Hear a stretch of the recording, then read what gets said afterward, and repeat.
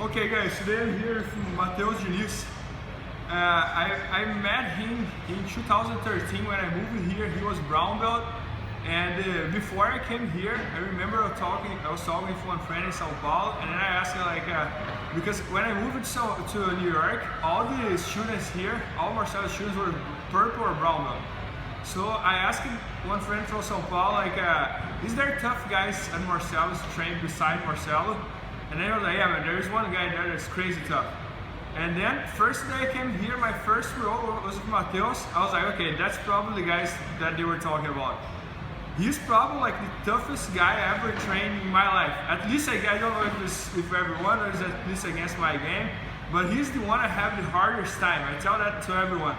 And he has a very, very explosive game, and he's super fast for his weight, and put me in trouble all the time.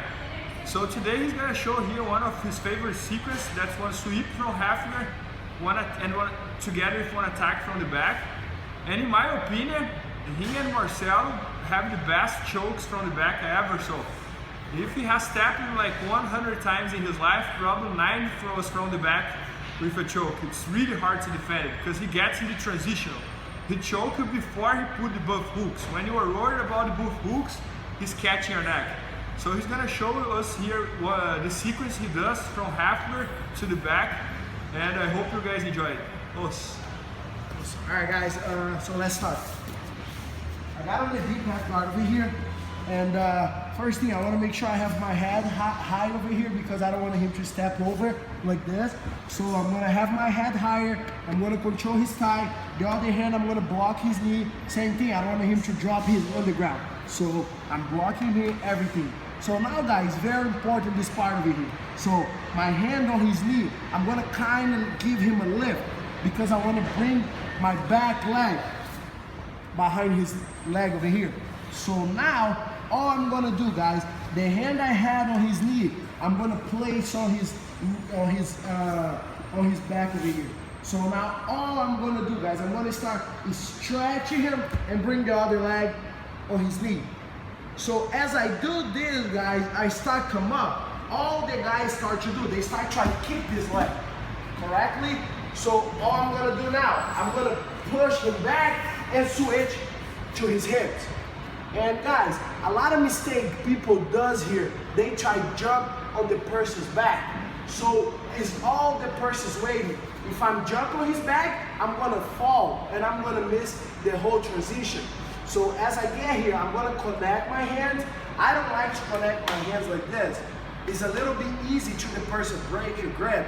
So I like to connect my hands on this place here. So as I got here, I connect my hands. The person probably not gonna stay like this. He's gonna posture up and gonna look. His hands gonna go on my hands. So guys, now is a very important detail here. I have to bring him back to the ground. So I'm gonna turn my leg towards this way. All right, I'm not gonna release my grip. I just want you guys to see. At the same time, I'm gonna pull him back. Okay, and after that guys, he's gonna give me a perfect momentum to go to his back. Alright, so I'm gonna drop him like this. So as you guys can see, look, he's on his knees. It's gonna be a lot easier to climb on his back. But guys, most of the time here, as what the person expects, they expect you to pull the hooks and they forget about the neck.